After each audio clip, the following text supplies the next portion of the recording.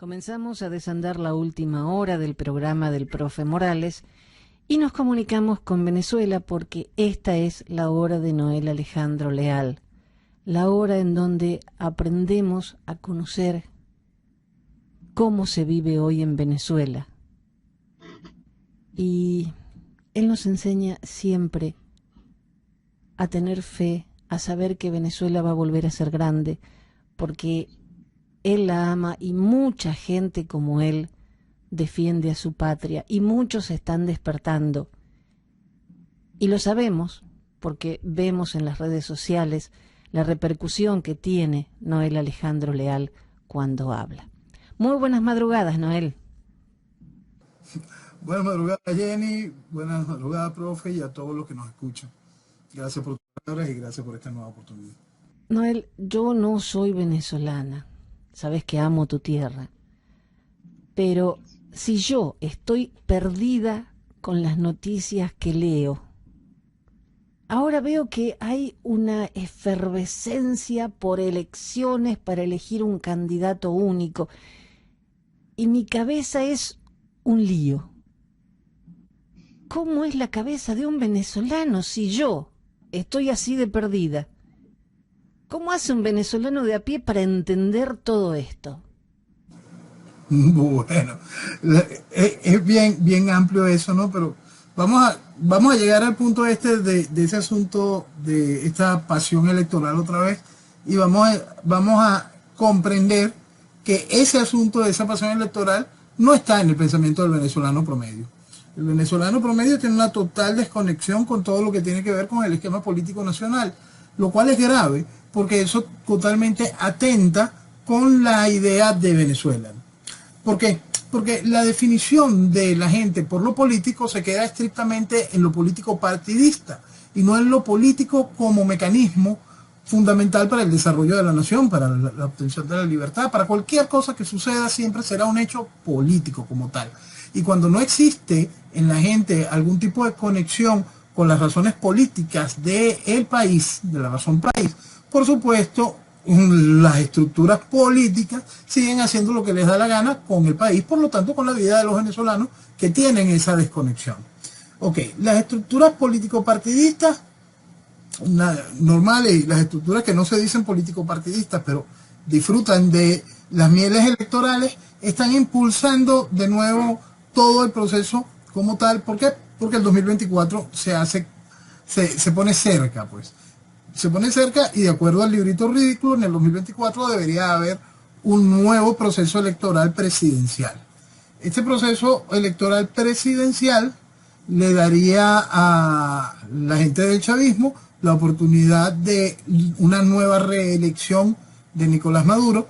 Esto es importante tenerlo en cuenta con respecto a lo que les preocupa todos estos esquemas de alternabilidad y lo que se ha hecho y lo que son los esquemas de fraudes constantes en nuestro país. En el 2007 Chávez promovió una reforma constitucional de 69 artículos, donde entre esos 69 artículos estaba la posibilidad de la reelección indefinida solo del cargo de la presidencia. Esa reforma constitucional obtuvo una negativa con respecto a lo que sucedía y supuestamente perdió Chávez el avance. Lo cierto es que de los 69 artículos como tal, todos los artículos que de realidad al gobierno les interesaba modificar, los hizo vía ley, las modificó, y después hizo un nuevo referéndum en el 2009, donde lo único que buscaba era la continuidad de las reelecciones, la reelección eterna de todos los cargos, porque aquí no era solamente el cargo presidencial, sino que aquí el concejal de cualquier pueblito, hasta el presidente, el gobernador, los alcaldes, diputados, todos tienen posibilidad de reelección eterna. Entonces, ese referéndum que nada más se movía para esa sola modificación de esa enmienda, de ese artículo constitucional, listo, fue aprobado. Entonces, eso es una prueba más del fraude y de lo ridículo de toda esta situación. Cuando en aquella reforma constitucional del 2007 había una serie de caramelos, unas cosas que podían haber interesado a la población, supuestamente la población obtuvo el trufo, le negó el espacio a la reforma constitucional de de Chávez propuesta en el 2007. Pero en el 2009, donde nada más era el asunto de la reelección, sí ganó. Y la gente se lo creyó, ¿ok? Bueno, el asunto es, tomando el librito ridículo y tomando los esquemas de las reelecciones, llegamos a la posibilidad electoral del 2024. 2024. Es decir, ya llevamos, Dios santo, 2 décadas y media de chavismo, de proceso claro de destrucción del país, el cual ha sido vestido de democracia, y la estructura política en general busca vestirlo nuevamente de democracia, y por eso vienen todos estos planteamientos de intentar conseguir un nuevo líder a través de distintos esquemas electorales que cada uno de ellos va poniendo en la mesa, desde lo que se dicen estar fuera de la mesa como la tradicional mesa de la unidad, buscando de nuevo aglutinar todas esas estructuras, más una cantidad de parapetos aparte que nacen con cierto grado de voluntad independiente, social, que lo que hacen al final es plegarse en cada una de las mismas tonterías, porque lo único que buscan es un pedazo del juego electoral, del juego tradicional, y no entendiendo la necesidad de que el país, si queremos recuperar el país, debe generar una gran ruptura con todo aquello, ¿no? Entonces, ¿qué hay en la cabeza del venezolano con respecto a esa situación electoral? No ocupa ni el más mínimo porcentaje. En la cabeza del venezolano promedio hoy, vamos a hablarte del venezolano que no está conectado dentro de las estructuras de gobierno, que no está conectado dentro de las estructuras de oposición, de ese venezolano que tiene que sobrevivir con muy poco dinero. Por supuesto que las apetencias políticas partidistas simplemente están totalmente lejos de su pensamiento, están totalmente fuera de su alcance y de su interés. Volvemos a lo peligroso de cuando eso no está en el interés del ciudadano promedio. El venezolano hoy tiene que enfrentar cosas tan increíbles como ese sobrevivir con ese poco dinero. Tiene que enfrentar con algo que corre hoy, un video impresionante donde el metro de Caracas, la joya que era el metro de Caracas, se ve un vagón donde simplemente se está destrozando mientras rueda el vagón. Es una cosa que asusta, ¿no? Eso sí está más cerca, dominando el pensamiento de ese venezolano promedio que vive constantemente sufriendo las consecuencias de la realidad que nos ha tocado vivir, la realidad de lo que ha generado la revolución en el país. En el venezolano promedio está el hambre, está el miedo, está la ausencia de futuro, está como único pensamiento adicional en el terminar de huir de Venezuela. Porque hay otra cosa que tiene que ver con toda la mentira que se está viviendo, frente a ese gran trabajo que están haciendo distintos influencers, cantantes, cualquier cantidad de cosas diciendo que Venezuela se está arreglando, mientras la realidad es, ¿qué pasa si te enfermas? ¿A qué hospital recurres? La sentencia es de muerte, punto, porque no hay sistema hospitalario en el país. Aún para gente medianamente pudiente, no hay sistema de seguro que pueda cubrir lo que están exigiendo las clínicas en el país. Eso como punto para colocar esa parte de esa realidad de lo que atiene al venezolano de manera directa, ¿no? Hay un proceso, nosotros hablábamos hace mucho tiempo de la orfandad política. Esta orfandad política generó mucho de esta gran apatía y esta desconexión, ¿no? Pero hay un proceso de orfandad general de la población, porque Papá Estado ya, por supuesto, lo que hace propio un proceso comunista formal, entronizado y cada vez avanzando más, lo que hace es sentir con fuerza. Yo soy el Estado y me hago sentir. Yo soy una tiranía comunista y por supuesto me haré sentir. Y tus únicas alternativas son simplemente entender y comprender que con eso tienes que vivir. No pidas más, no busques más y no intentes desarrollarte tú, porque todo esto tiene el techo que el Estado comunista ha decidido que tenga. Mientras tanto, el resto de tu vida va a seguir siendo socavada a través de esquemas de adoctrinamiento, a través de persecución política, a través de ir cortándote esquemas de libertades, de las libertades profundas, mientras la gente sigue creyendo que existe algún tipo de libertad porque ve algún tipo de movimiento económico, el cual no es aparentemente controlado por el gobierno, simplemente es inyectado por el gobierno. Entonces, dentro del venezolano común que sigue siendo lo que domina su cabeza, sigue estando el huir de Venezuela y no en el recuperar a Venezuela. Por lo mismo, cuando hay esa desconexión del ciudadano con el hecho político, existe eso. Se aprovecha la estructura política para poder seguir minando las naciones, pero el ciudadano genera la desconexión con lo que le pertenece. Y eso es lo muy grave de lo que está sucediendo. Y está en la cabeza del venezolano y la gran mayoría del venezolano simplemente no lo entiende. Es que, por ejemplo, estás leyendo que Credit Suisse proyecta que el crecimiento económico de Venezuela será del 20% en 2022. Sí. ¿Quién puede creer eso? No, y es fácil de creer, y es una cosa que lo hemos conversado. Mira, Venezuela cayó tan increíblemente abajo, y lo volvemos a los números del petróleo, a producir lo que se producía en 1946. A esos números de producción llevó el chavismo a Venezuela apenas el año pasado. Entonces, simplemente poner a los pozos a producir, por supuesto, te va a dar un crecimiento impresionante. El crecimiento del 20% es algo regular cuando simplemente estaba menos cero. Cuando tú no estás simplemente produciendo y simplemente le decidiste, ok, voy a prender la luz y listo, se produce. Cuando se produce, tú tienes ingresos. Cuando tú estás tan mal, por supuesto que esos números se van a reflejar, y por supuesto que las casas de mercadeo publicitario que utiliza el gobierno, es decir, la oposición y los degeneradores de oposición, van a colocar que nada más se diga ese 20%, pero no van a explicar qué es ese 20%. El 20% simplemente es un reflejo de un país que estaba muerto y decidiste poner a funcionar algo, más nada. Por eso es que siempre es tan fácil explicar lo que significa poner a funcionar a Venezuela cuando la tienes en mediano orden. Imagínate si se hacen las cosas de manera correcta y se ponen. Hacer que Venezuela funcione, que el país genere números impresionantes, que el país haga magia y se desarrolle y despegue, es algo tan sencillo, es increíble. Vamos a poner aquí el ejemplo de 1989, cuando el gobierno de Carlos Andrés Pérez decide colocar en función el Gran Viraje y la Agenda de Venezuela. Y vamos dándole una vuelta al país que teníamos, a ese país que mucho era culpa de Carlos Andrés Pérez, mucho culpa de, por supuesto, toda la estructura política que aún somete al país a esta desgracia. En ese momento, Venezuela tuvo un crecimiento interanual, a pesar del Caracazo, a pesar de las dos intentonas golpistas de Chávez, tuvo un crecimiento interanual récord de más del 12%, en números reales, no en la ficción esta ridícula que estamos viendo, porque todavía éramos país en aquel entonces y simplemente nos convertíamos en la esperanza económica del planeta. ¿Por qué? Porque poner a funcionar a Venezuela siempre va a traer el mismo efecto.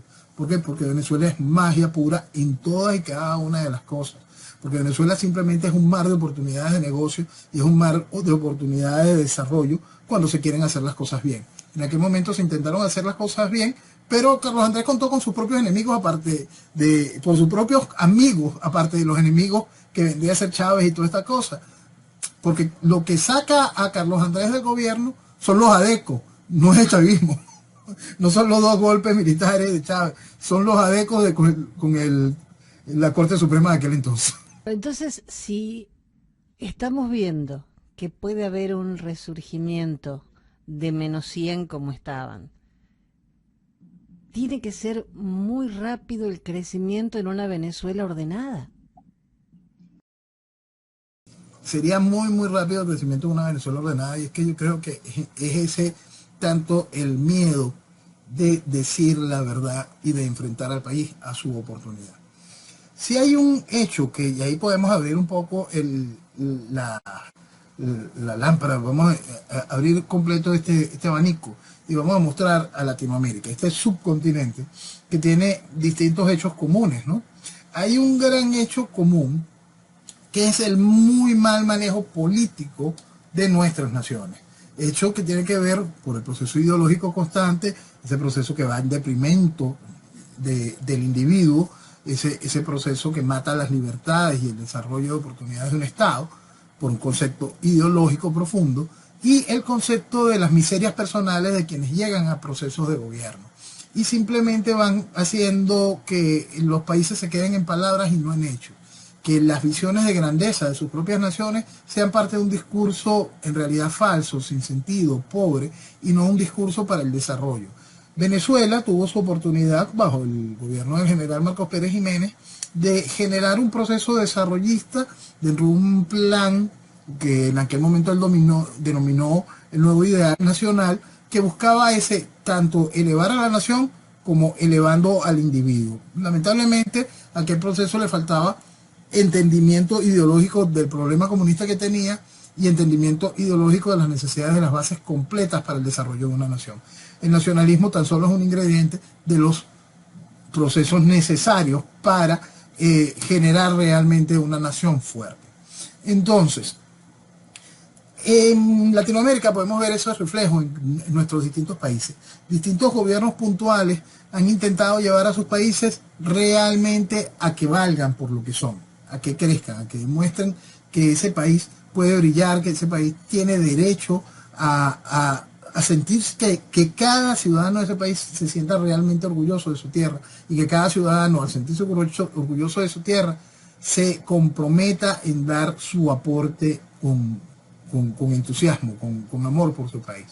Pero ese mar de miserias personales que han llevado siempre la bandera de la ejecución política de nuestros países han generado todo este distinto proceso de destrucción, han inhabilitado la posibilidad de que nuestros países se desarrollen de manera federal por miedo a procesos de caudillos, por miedo a procesos de estructuras partidistas que tomen caminos contrarios a la voluntad nacional, a la misma unidad territorial de una nación.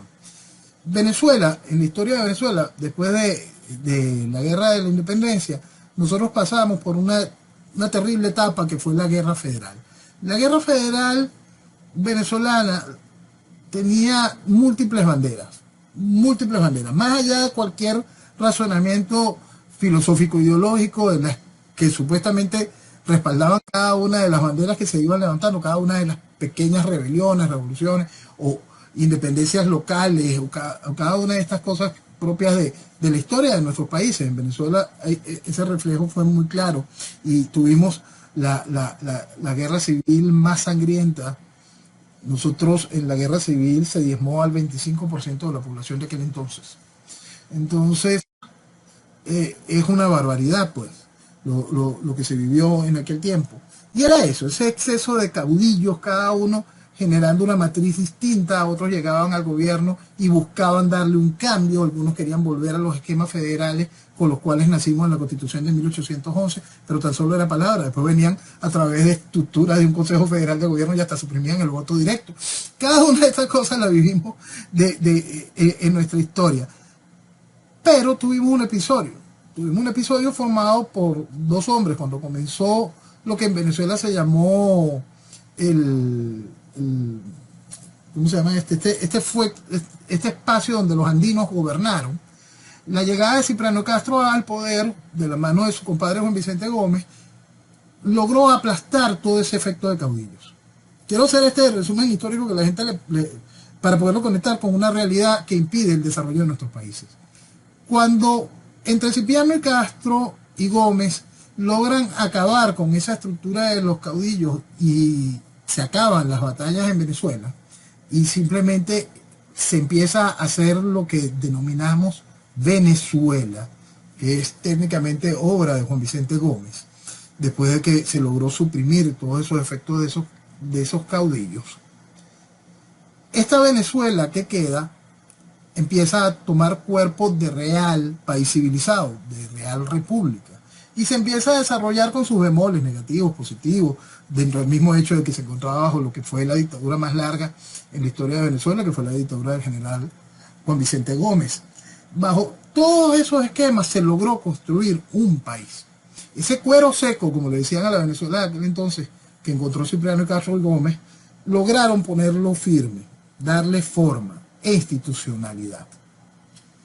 Traigo todo ese cuento para poder explicar el gran miedo de lo que se tiene hoy y las exigencias a la población con un cuento de mentiras.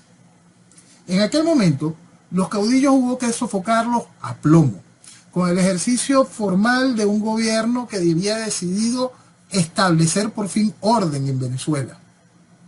Y por lo tanto fue ejecutando una serie de operaciones que puso fin contra esos esquemas de caudillos y vino la estabilidad de la nación. Hoy, para la estabilidad de la nación, en muchas de nuestras naciones, y en específico Venezuela, se vive hablando sobre la necesidad de grandes acuerdos nacionales, sobre el hecho de que las voluntades políticas tienen que lograr un gran consentimiento, un gran acuerdo nacional para el desarrollo del país. Lo cierto es que cuando a ti te quieren obligar a hacer un acuerdo nacional con los genocidas narcotraficantes que adoctrinan niños y violaron todas las leyes, entregaron la soberanía, eso lleva una voluntad política, es necesaria la presencia política para el mañana de quienes hicieron todo eso. Cuando a ti te dicen que para la construcción del mañana es fundamental que existan los otros entes políticos que han hecho posible la vestimenta democrática de la destrucción de la nación, que han hecho que el país pierda 25 años en pendejadas que no tienen nada que ver con la real salida del problema, que lo que han hecho es conseguir que la institucionalidad tenga un barniz, que la estructura tiránica tenga un barniz de democracia para seguir y permitir y ganar dentro del gran saqueo de la nación. ¿Eso es fundamental para el mañana? Pues no. Y esa historia nos la han repetido más de una vez, no solo Venezuela, a todas las naciones de nuestro subcontinente. Un subcontinente increíblemente rico se ve constantemente sometido por las apetencias y las miserias personales de su dirigencia política. Y la misma es acompañada por, en nuestro caso particular, todos nuestros degeneradores de opinión y lamentablemente mucho de nuestra academia. Entonces, el daño hecho es realmente profundo y una sociedad que cree que para que pueda seguir funcionando tiene que ser a través de grandes acuerdos nacionales, porque si no ellos serían aquellos caudillos. No, señores, esa parte de la historia se acabó. Esa parte de la historia murió. Y para que pueda morir esta parte de la historia, es fundamental que cada uno de los ciudadanos empiece a darse cuenta de la verdad, de la realidad. El apoyo a las estructuras políticas que han convertido a este país tan increíblemente rico, potencialmente extraordinario, en un pueblo que come de la basura, es consecuencia de aquella gran mentira. Es consecuencia de haberles otorgado poder político a quienes simplemente viven para poner a los pueblos a vivir en la miseria. Entonces, parte del gran despertar político social tiene que basarse en ese entendimiento de la realidad. El tiempo de los caudillos que se levantan, o los cuales había que lograr algún tipo de avenimiento para poder conseguir el sostenimiento de la nación, en el caso de Venezuela, ese tiempo lo mató Castro y Gómez. Es tiempo de que Venezuela termine de comprender que el poder político que se le ha otorgado a las estructuras, tanto de gobierno como oposición, es simplemente poder político, el cual estamos en la obligación de recuperar como país. El hecho de que hoy exista una estructura como la tiranía comunista gobernando, que tenga el poder de las armas, que tenga toda esta realidad, fue por tantos años de consentimiento político, por permitirle la vestimenta democrática de esta desgracia. Lo mismo que piensan hacer ahora con con todo este esfuerzo electoral que comentábamos al inicio. El país tiene que aprender a centrarse en nuestra realidad y entender que el daño, que lo que vivimos aquí hoy es consecuencia de eso, y comprender que en ningún momento se necesita acuerdos políticos de esas estructuras políticas para el mañana de Venezuela.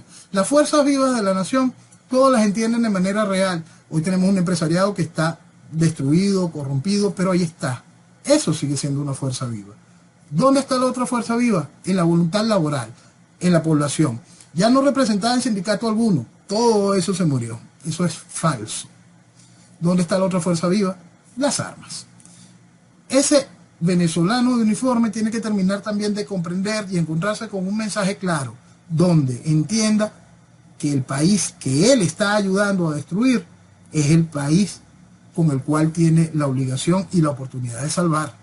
Cuando se logra entender esas realidades, cuando se logra entender una ciudadanía que está buscando futuro, cuando la ciudadanía entiende la necesidad de buscar futuro, de quitarse toda esa mentira, podremos dar grandes avances reales sobre lo que es el problema.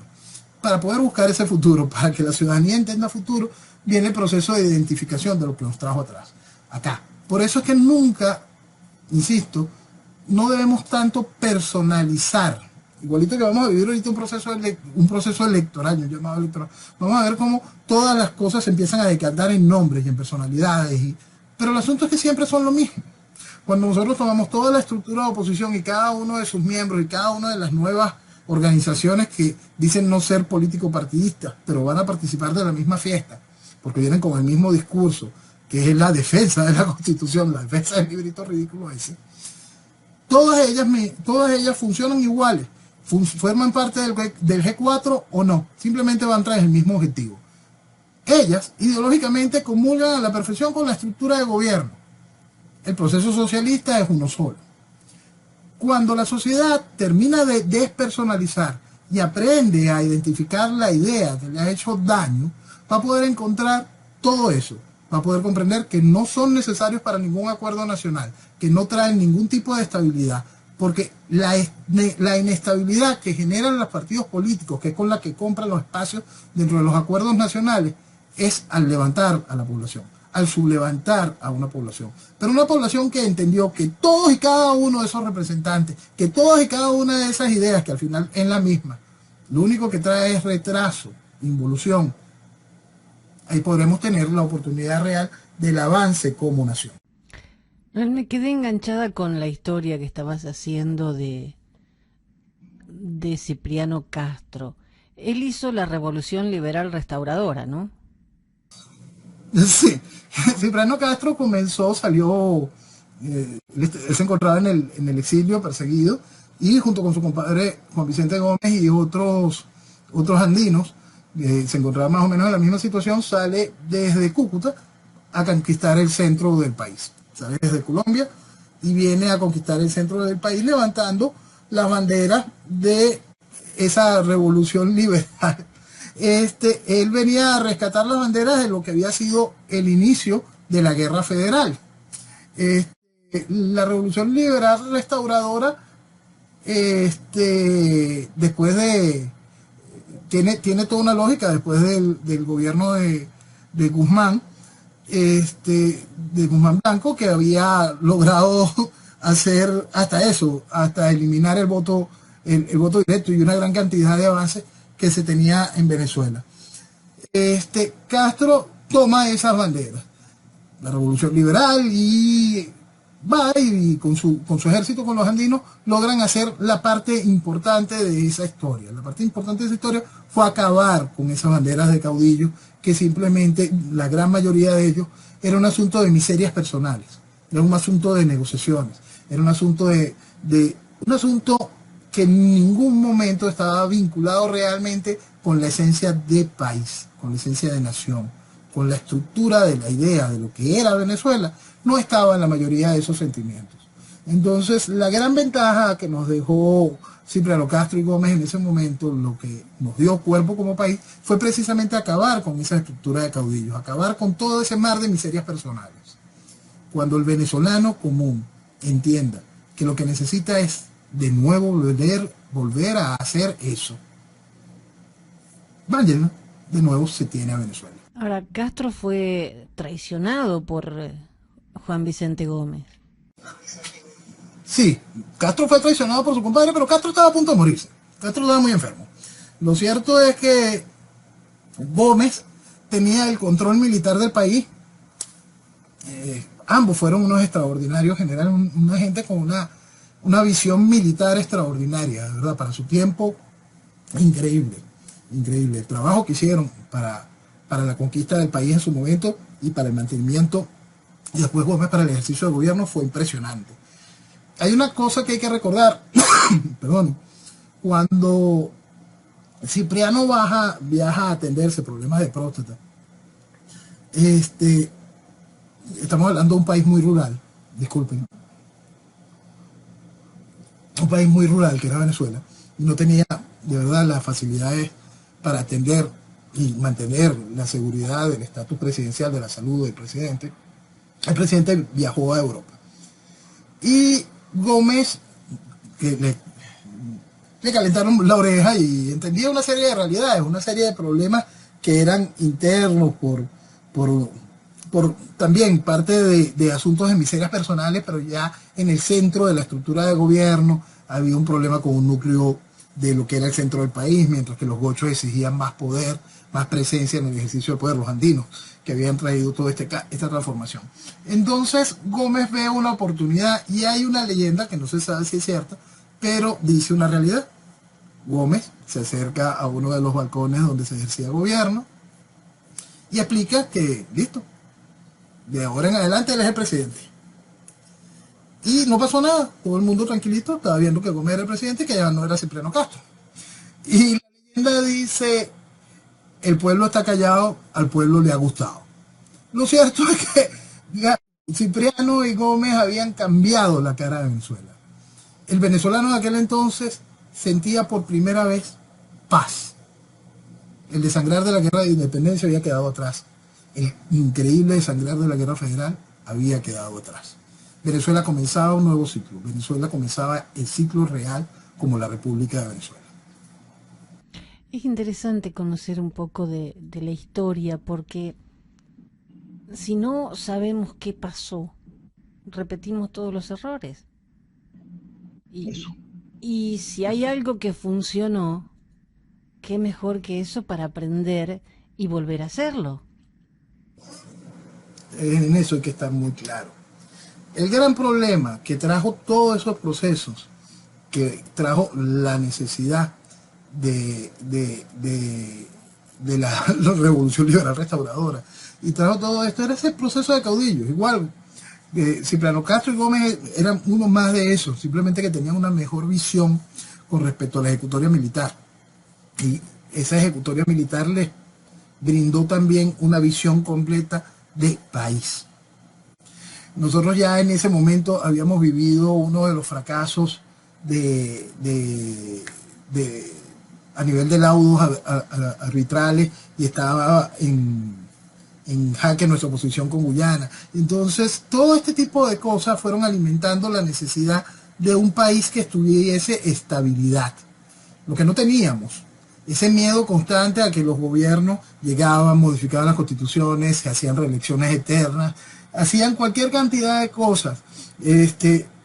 Los procesos de deuda, las traiciones internas, cada una de estas cosas eran para poder sostener esos advenimientos ficticios, porque en el fondo quedaba todo ese calor, esa inflamación constante que traían esos procesos de estos caudillos. Castro y Gómez acabaron con eso, simplemente los aplastaron. Y al aplastarlo, pudieron sembrar las bases de Venezuela. Hoy, cuando nos encontramos con las estructuras políticas, cada una exigiendo su pedazo dentro de un gran acuerdo nacional para poder darle avance a la nación, el país tiene que pensar sobre esa realidad. ¿De verdad aportan algo para la Venezuela del mañana? Si les soy absolutamente sincero, nada, absolutamente nada de la estructura de oposición aporta algo para el mañana de Venezuela. Si les pongo la sinceridad, quieren continuar, por supuesto que la estructura de gobierno no solo no aporta nada, sino que tiene que pagar. En realidad son una sola y por supuesto todos y cada uno tienen que pagar. Pero si fuese cierto que hay un candidato, ¿no estarían todos los partidos tan desesperados en buscar un candidato único sin nombrar a nadie? Cada uno quiere ser el candidato único. No importa, Jenny. Al final todos ellos saben que eso es parte de un gran negocio. Mientras yo me luzca más y pueda generar algún tipo de aspecto potencial y tenga un espacio y demuestre algo de músculo político electoral, podré conseguir una tajada más grande dentro del espacio final. Fíjate, aquí llegamos a los límites de la cochinada. Aquí hubo dos personajes en la historia reciente venezolana, ambos todavía tienen vida política, lamentablemente. Capriles Radowski y Henry Falcón. Henry Falcón llega a la política de la mano de Chávez, Chávez lo tiene allí, lo nombra, le da todo el apoyo para que se consiga la gobernación, la alcaldía de Barquisimeto. Desde el inicio Henry Falcón fue tendiendo puentes por un lado, por el otro, hasta financiaba manifestaciones de calle en contra del chavismo. Siempre manteniendo un pie adentro y un pie afuera, en mi opinión todas por instrucciones de Chávez, porque la estructura de inteligencia que Chávez montó a través del G2 y otros aparatos, sabían exactamente cada uno de los movimientos. Por lo tanto, creo que esto es un asunto desde el principio absolutamente acordado. Sigue caminando el tiempo y llegamos al año 2012. Ya Henry Falcón ha sido gobernador, o está buscando una reelección, cada una de estas cosas, y de una vez empieza a proyectar como candidato presidencial. El tipo se hace presidenciable. Henry Falcón. Entonces, del otro lado está Capriles. Capriles viene de ganar las primarias del 2011, uno de esos parapetos electorales con el que se validó al CNE, donde cada uno de estos candidatos tuvo que hacerle un cheque al CNE para que hicieran unas elecciones en las cuales el CNE no tenía nada que ver porque era para elegir al candidato de la oposición, es decir, no necesitaba en ningún momento la validación de las estructuras del gobierno. Bueno, pero eso para poder ir a la gente metiéndola en el carril de que las cosas se hacen con el CNE y que le volviera a tener confianza el CNE. Bueno, se hace esa primaria, de esa primaria que también fueron más fraudulentas que el Carrizo, llega Capriles a convertirse en candidato presidencial. Y su jefe de campaña, Henry Falcón. Porque es parte de esos acuerdos políticos. Aquel ya se había hecho un personaje presidenciable, yo tengo un poder político, supuestamente yo arrastro a parte de la disidencia del chavismo, y para que esa disidencia del chavismo vote por ti, Capriles, tú me tienes que dar una posición. Y eso es lo mismo a lo que juegan hoy toditos. Generar un espacio donde convertirse en alguien que tiene acceso a la tajada de la campaña. Porque en el final están absolutamente conscientes que no es a la tajada de gobierno, solo de la campaña. Claro, pero estamos viendo que todos están pidiendo, los opositores, hacer elecciones, y María Corina dice que no es dentro de 3 años, sino que ya, y eso tiene que ser manual y tiene que salir la gente a votar. Pero saben que están pidiendo un imposible. ¿Hasta cuándo van a seguir mintiendo? Gracioso que se pida hoy manual después de que participaste en el show del CNE al que hacíamos mención en el 2011. Bueno, el asunto es que la fiesta electoral tiene que imponerse para que pueda haber esa conexión con lo que estábamos comenzando hace rato. La apatía de la población, lo que está en la conciencia del venezolano, el cerebro del venezolano hoy, no tiene absolutamente nada que ver con lo político. Es más, no tiene ni siquiera que ver con el país, más allá del hecho del sufrimiento. No está pensando el venezolano en recuperar el país. Eso se lo lograron anular, lo quebraron a tal nivel que necesitan hacer cualquier tipo de mecanismo de conexión social con la gente. Y no existe nada mejor que la fiesta electoral para poder intentar generar ese tipo de conexión. Los planteamientos de cualquiera de hacerlo, que si de nuevo con papelitos, o buscar un nuevo tipo de liderazgo a través de andar a saber un nuevo consenso, como era que decían antes, un nuevo Congreso Ciudadano, o cualquiera de esas pendejadas, no tienen la más mínima importancia para la población hoy, para la población en general. Por supuesto que hay una población venezolana, sobre todo la población profesional a la cual siempre hago referencia, gente que tiene una altísima capacidad profesional y técnica, pero un cero en noción política, gente que te decía, ay, en mi mesa no hubo fraude. ¿Y qué importa que en tu mesa hubo fraude o no? Ridículo.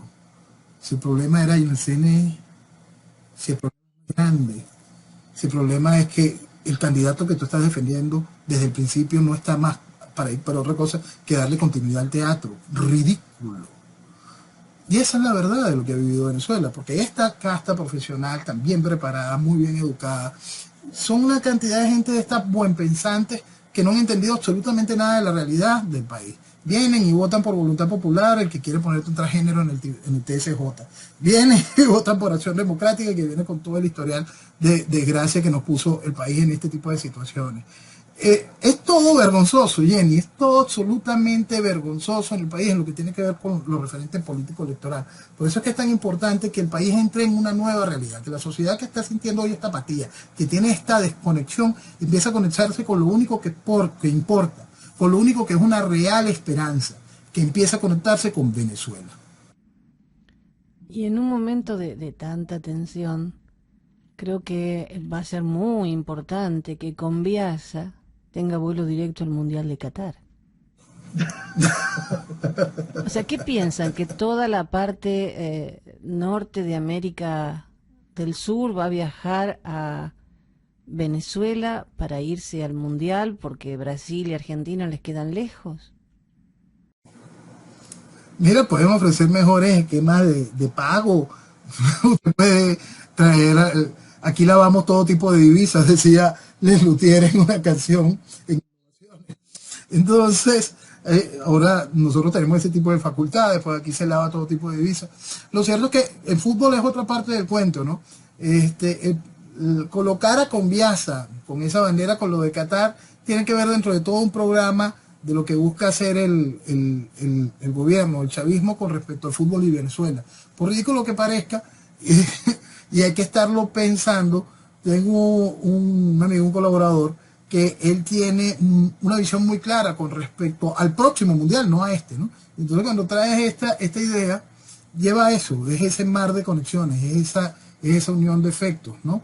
Entonces, él tiene una idea muy clara sobre lo que quiere hacer el gobierno con miras al próximo mundial. ¿Por qué el próximo mundial? Porque el próximo mundial es ese mundial de Norteamérica, es decir, Canadá, Estados Unidos y México.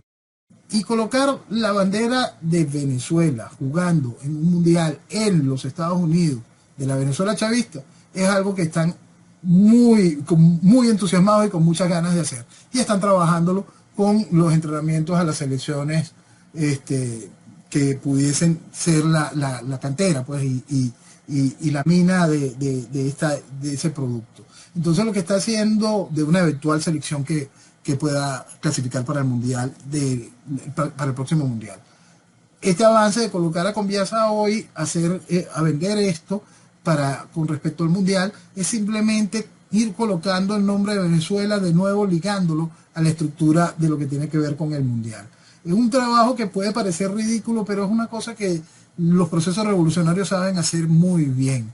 Jugar con las emociones, hacer que todo el país mañana se consolide con la Vinotinto, porque la Vinotinto va al mundial, es algo muy interesante. Hacer que hoy el nombre de Venezuela esté vinculado a través de Conviasa como una compañía que tenga vuelos directos desde Caracas a Qatar, es algo que empieza a ir dejando ese nombre, ligándolo al fútbol. Son cosas que pueden sonar distantes, pero no, en realidad solo es un hilo conductor muy bien labrado. Es que a ellos no les importa el tiempo que falte. Trabajan antes, lo que no hace la oposición. Exacto. Ellos trabajan conscientes de, tengo el poder hoy, destruir a la oposición, tendré el poder mañana. Entonces, ese trabajo lo hacen de una manera muy bien y conscientes de las oportunidades. Yo voy tirando mi red lejos. No pesqué, no importa, vuelvo a tirarla. Pescaré. Entonces, el asunto es que cada vez hacen la red con mejor calidad, cada vez consiguen más fuerza para poder pescarla, extienden más, cada vez tienen mejor estudio sobre el mar, cada vez entienden más cuándo es el momento ideal para lanzarlo. Sí, lo normal es decir, Maduro no sabe nada, Maduro es torpe. Ojo, Maduro es la cara en este momento, pero no está solo, y hay gente que piensa y muy bien. O sea, muy mal, pero bien. Es importante entender que Maduro estaba maduro, que es algo que yo siempre quiero colocar. El Stalin tropical, que es Maduro, es una cosa bien trabajada. Vuelvo a decírselo a todo el mundo para que lo pueda entender. El tipo fue constituyente, el tipo fue diputado, 2 veces presidente de la Asamblea Legislativa, el canciller con más años en la historia de la República de Venezuela en el ejercicio del cargo, vicepresidente, y después, violando toda la Constitución, todo el librito ridículo, amparado por la oposición, fue candidato presidencial. Y no importa las cochinadas que haya hecho, todas las ha hecho. No importa, todas están allí. Una de las cosas más ridículas que tiene que ver con eso, tiene que ver precisamente con esa desconexión, fantasía y toda esta realidad. Vamos a poner el punto de cuando Maduro montó el proceso constituyente. El proceso constituyente ya desapareció la asamblea constituyente y no se generó una nueva constitución como tal. Por supuesto, pero la asamblea constituyente hizo acciones que eran propias de un proceso legislativo. Y entre esas acciones estuvo nombrar al fiscal actual, el fiscal William Saab, que venía desempeñándose en la Defensoría del Pueblo. Este es el fiscal que hace cada una de las labores de conexión con el fiscal general de la Corte Penal Internacional, ese del cuento de la oficina en Caracas. La Corte Penal Internacional dice que va a montar una oficina en Caracas. Corre la información, aparece en los medios serios de prensa. Bueno, medios serios de prensa en Venezuela es algo difícil de calificar, pero estaba en todos los medios. Que la oficina se iba a abrir en el TSJ, en el edificio del Tribunal Supremo de Justicia. Por supuesto que escandalizó a la población que tiene algo de esperanza en la Corte Penal Internacional. Pero ya previo yo me había reído cuando el concepto de la oficina yo había dicho quizá la monten en Palacio Blanco. Palacio Blanco es en donde está, es el edificio que está al frente de Miraflores, donde está la reserva militar que defiende al gobierno, pues. Entonces la Guardia de Honor de la presidencia hace vida ahí en el Palacio Blanco. Yo, mostrando algo de cinismo, explicaba y de sarcasmo que la oficina la deberían de haber abierto ahí en el Palacio Blanco. Lo cierto es que corrió la información de que la oficina sería abierta en el TSJ. Hoy esa noticia, en horas de mediodía, ya esa noticia quedaba como descalificada, que había sido un rumor falso, que ahí no se va a abrir la oficina como tal. Pero entra dentro de ese proceso de lo que está. El país está listo por creer cualquier cosa y cualquier cosa, por anormal que parezca, le parece totalmente viable, absurdo. Y salieron hasta los defensores de unas cosas tan absurdas como esa. Y decían, no, eso es bien importante porque así van a estar cerca de los expedientes. Eso, tú oías el nivel de los argumentos de los que defendían semejante barbaridad y tú decías, con razón llegamos aquí, hay demasiado pendejo. Y entonces todo ese pendejo tenía gran carga académica cuando leías su biografía y te asustabas más todavía. Entonces, la realidad es que no importa dónde se abra la oficina porque estamos hablando de la Corte Penal Internacional. Estamos hablando, y les vuelvo a recordar, busquen el caso de la Corte Penal Internacional y el presidente de Sudán, el protagonista de la masacre de Darfur, y entiendan la realidad de cómo funciona la Corte Penal Internacional. Busquen los antecedentes de los socios de Khan. No ni siquiera vamos a hablar de los que Khan tenía que defender, sino los socios de Khan, que son los anteriores fiscales. Busquen a Luis Moreno Ocampo y su pana Garzón, la fiscal anterior. Busquen, entiendan la realidad para que puedan comprender. Eso no tiene nada que ver con el hecho de la importancia del expediente de Venezuela, al cual siempre hago mención. Ese expediente de Venezuela tiene que seguir creciendo y tomando cuerpo y dando espacio. Ahora, ¿qué pasa si mañana te dicen que la oficina del fiscal del fiscal de la Corte Penal Internacional la abren en el edificio de la Fiscalía? La Fiscalía tiene dos grandes edificios en Venezuela, en Caracas. ¿Qué pasa si mañana montan la oficina en uno de los edificios de la Fiscalía? En la Fiscalía de Tarek Saad, el que fue nombrado ilegalmente por el proceso constituyente que montó Maduro después del proceso ilegal de su reelección. Debo recordar que la Fiscalía de la Corte Penal Internacional se sirve para sus investigaciones en casos de crímenes de lesa humanidad de la Fiscalía del Estado venezolano. Aquí no hay Estado, aquí gobierna el PSV, gobierna el chavismo. Entonces es la Fiscalía del gobierno, es la Fiscalía del PSV, la Fiscalía de Chávez. Chávez, que decía sobre Tarek William Saad, el poeta de la revolución. Entonces, ¿importa de verdad dónde vayan a abrir la oficina esa? ¿Importa de verdad para algo? No. Dejen de mentirse, porque eso es simplemente una mentira más. Tenemos la triste suerte de que Luis Moreno Ocampo sea argentino. Y fue el primer fiscal de la Corte Penal Internacional. Sí, él fue el que recibió, inaugurado el Estatuto de Roma, la primera denuncia contra un presidente en ejercicio por crimen de lesa humanidad en el año 2004. Era sobre Chávez. No porque la Comisión de Derechos Humanos de la ONU diga que aquí hay violaciones de derechos humanos y crímenes de lesa humanidad por parte del Estado desde el año 2014. No. En aquel momento se inauguró el Estatuto de Roma con esa denuncia, totalmente muy bien sustentada por los hechos de la masacre del año 2002, por los hechos de abril del año 2002, por la acción criminal de Chávez y el chavismo en general en el año 2002. Entonces, hoy cuando seguimos hablando de estos esquemas de leyes y toda esta gracia, vamos a volver a tocar el punto de la Fiscalía Nacional, porque todo esto cuadra con este asunto de la oficina de la Corte Penal en el país. La Fiscalía General de Venezuela revela que tiene 23 investigaciones en contra del interinato.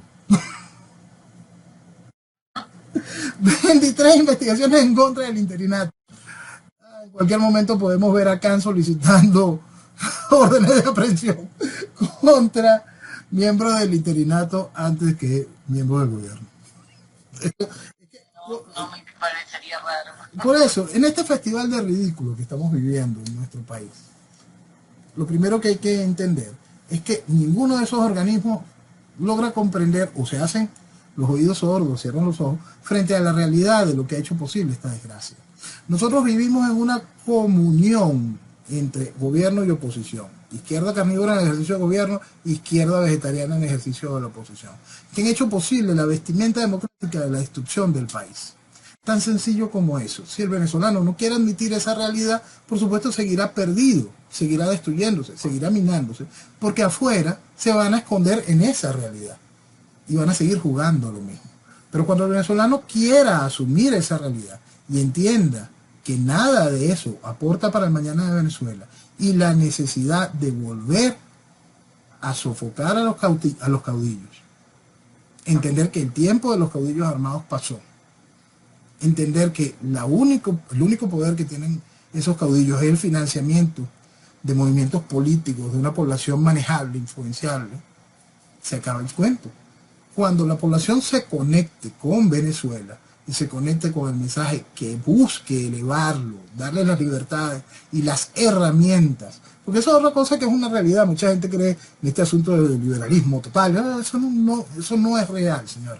Las sociedades necesitan pater family, los estados tienen que existir, los estados deben de ser pequeños y fuertes, los estados tienen que tener muy limitadas sus funciones, tiene que existir un marco jurídico real, respetado y que se haga respetar, y eso depende del Estado. Son una serie de asuntos que son fundamentales en lo que se piensa cuando se habla de Estado, gobierno, nación, país.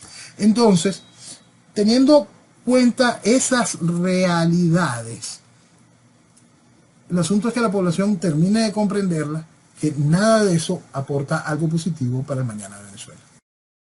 Así es. El pollo está tranquilo. Porque la audiencia suspendió la extradición. Así que tiene un tiempo de respiro. El proceso... Perdona, dime, continúa ya. No, que digo que el proceso puede llegar a durar 1 año y medio todavía. Exacto.